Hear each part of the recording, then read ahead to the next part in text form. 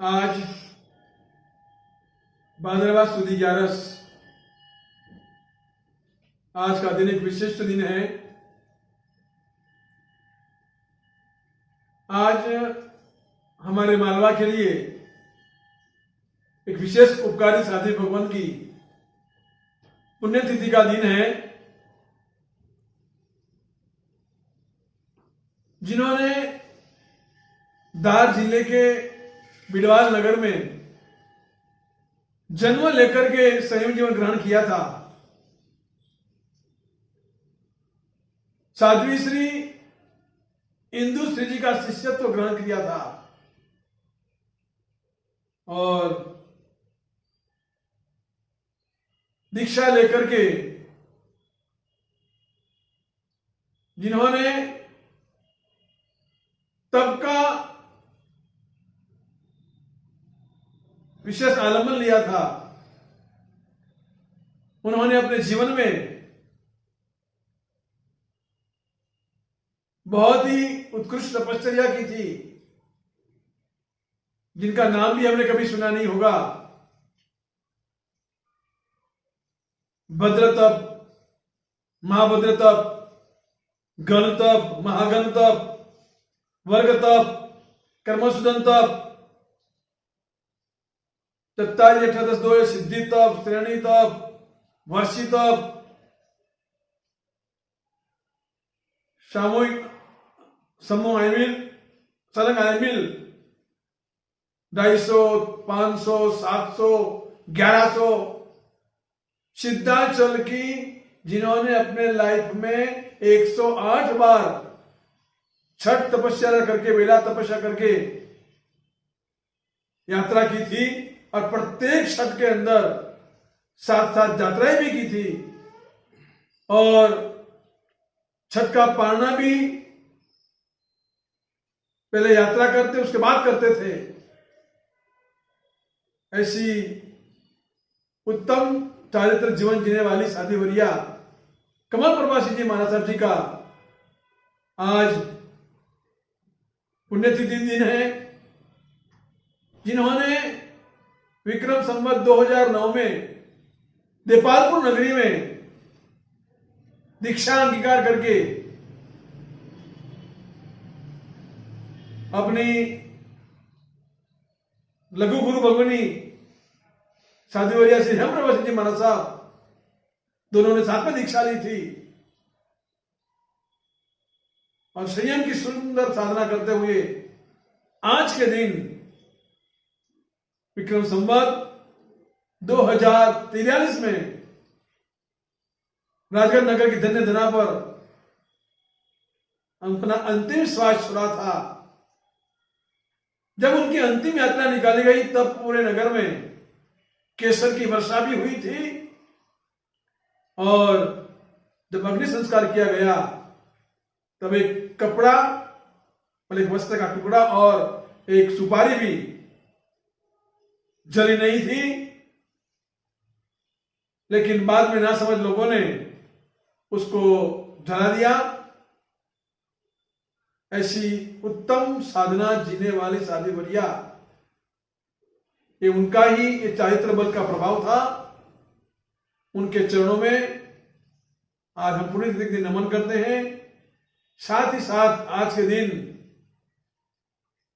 जिन शासन में जो फेमस हो गए जगत गुरु के नाम से, ऐसे जगत गुरु हीर सुनी महाराजा, उनकी भी आज पुण्यतिथि दिन है। गुजरात के पालनपुर नगर में जन्म लेकर के जिन्होंने स्वयं स्वीकारा था, आज से 425 साल पूर्व दीक्षा अंगीकार करके चारित्र की पालना करते हुए एक मुगल बादशाह को भी जिन्होंने अपने परिसर में लाकर के जबरदस्त परिवर्तन कराया था। कहते हैं उनके जीवन में 3 महिलाओं का, श्राविकाओं का विशेष योगदान रहा हुआ है। उनके जीवन की प्रारंभिक घटना है, शुरुआत में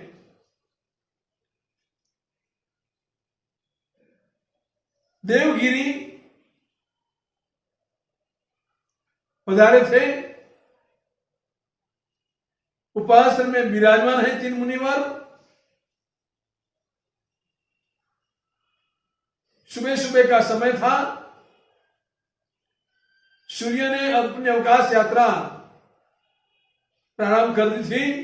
करीबन घंटा 1.5 घंटा हुआ होगा और एक झाझरवान महिला उपाश्रम में प्रवेश करती है।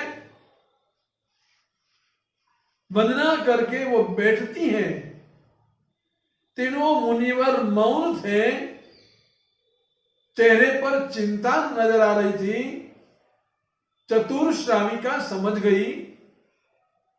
उन्होंने मुनिवर से कहा, क्या चिंता कर रहे हो गुरुदेव? आप मुझे बताइए तो मैं दूर करने की कोशिश करूंगी। तब एक मुनिवर ने जवाब दिया, बहन जी, हमारे गुरुदेव ने यहां की प्रशंसा को सुनकर के यहां पर पढ़ने के लिए भेजा था। हमको जो पढ़ना था वो पढ़ाने के लिए पंडित जी भी तैयार थे, लेकिन इतना कहकर के मुनिवर रुक गए। श्राविका समझ गई कि गुरुदेव बताइए ना, आपको पैसे की बात की होगी ना। ठीक है, आप चिंता मत कीजिए, आप तो पढ़िए, जितना भी ज्ञान प्राप्त कर सको इतना प्राप्त कीजिए, पैसे की चिंता मत कीजिए। हमको मिली हुई संपत्ति का यही तो सत्य है। आप तो मुझे नाम ठाम दीजिए। तब गुरुदेव ने सूरजपोल में रहे हुए हरदत्त शास्त्री का नाम दिया। श्राविका ने वहां पर संपर्क किया और मुनिवरों ने पढ़ना चालू किया। गुरुदेवों की लगन को देखते हुए पंडित जी भी बड़े उत्सुक हो गए। न्याय, द्रव्य आदि कठिन साधना ज्ञान का यज्ञ चालू किया। तो बाई जो थी जिसने जहां लाभ लिया था, उनका नाम था जसमाई। दूसरी घटना बनती है, जब उनका जीवन का मध्यम काल चल रहा था, दिल्ली के चांदनी चौक में ठाठ मार से बाजे गाजे से चंपा श्राविका दर्शन को जा रही थी, जिसने 6 महीने के उपवास किए थे। और दिल्ली के बादशाह अकबर ने ये जानकारी पाई थी कि उसने 6 महीने के रोजे कैसे किए।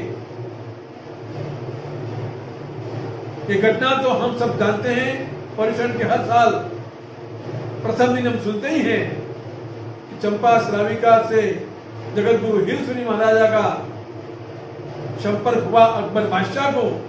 और लोहे जैसे अकबर बादशाह के जीवन में पारसमणि जैसे गुरु भवन का समागम होने से वो कंचन वर्णा हो गया था। हमारे जीवन में टर्निंग पॉइंट आ गया था और अमारी का प्रवर्तन समग्र हिंदुस्तान के अंदर उस समय कराया गया था। तो उनके मूल में ये चंपा श्राविका थी। तो ये जगत गुरु हिरसुनी महाराजा के जीवन मध्यान्ह काल में चंपा श्राविका ने भी अच्छा योगदान दिया। और तीसरा प्रसंग आता है उनकी जीवन संध्या का। विक्रम संवत 1650 की साल में आचार्य जगत गुरु हिरसुनी महाराजा पालितना पधारे थे। गिरिराज की यात्रा करने के लिए ऊपर पधारे और वहां पर रंगभूमि पर मंडप में धर्मसभा हो रही थी। प्रवचन परिपूर्ण हुआ। अनेक श्रावक श्राविकाओं ने व्रत नियम पचकाना आदि किए। वो दौर पूरा होने के बाद चातुर्मास की विनती का दौर शुरू हुआ। उस समय भागवत संघ वहां पर आए हुए थे चातुर्मास की विनती करने के लिए। एक के बाद एक संघ खड़े होकर के आचार्य श्री को चातुर्मास की विनती कर रहे हैं। बाबा ने संतों का चातुर्मास का विनती का दौर जब परिपूर्ण हुआ,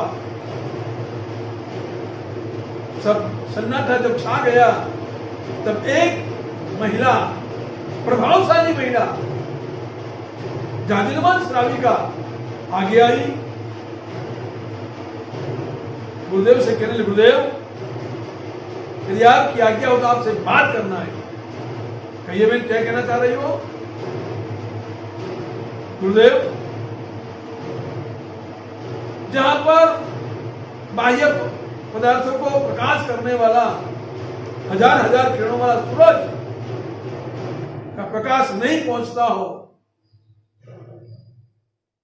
वहां पर तलघर में क्या काम आएगा, बोहरे में क्या काम आएगा? तो गुरुदेव ने कहा एक छोटी सी डिबड़ी होगी तो भी चल जाएगा, छोटा दीपक काम आ जाएगा। तब बताइए बहन आप कहां से आए हो? तो बहन ने कहा, गुरुदेव गुजरात के सौराष्ट्र में के पास में आया हुआ दीव अंदर, वहां पर कौन बजाने? उस श्राविकाओं की भक्ति भावना को देख करके आचार्य भगवान प्रभावित हो गए और चातुर्मास की जय गुरुदेव ने पुनासन की बुला ली और विहार करते हुए आचार्य भगवान पुनः पधारे।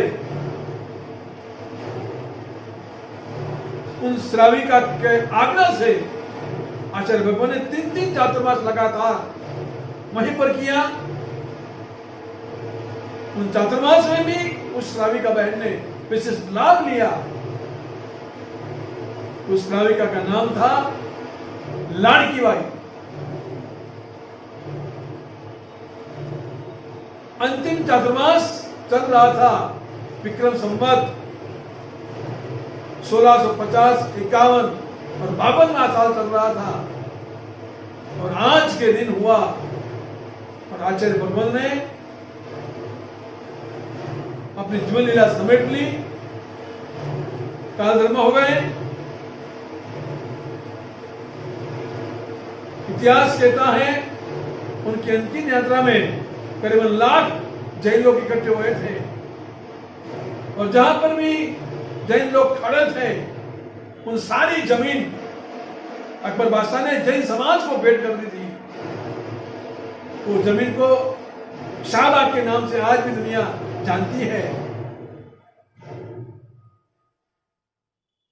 और भादवा सुदी 11 आज के दिन वहां पर आंबे पर भी कैरी आती थी, लेकिन अब कैरी बंद हो गई।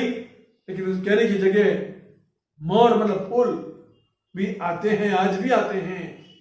ऐसे प्रभावशाली गुरुदेव जगत गुरु हीर सूर्य महाराज की भी आज 425 की पुण्यतिथि है। उनके चरणों में है भी हम आज हम नतमस्तक होकर के उनके गुणानुवाद करते हैं।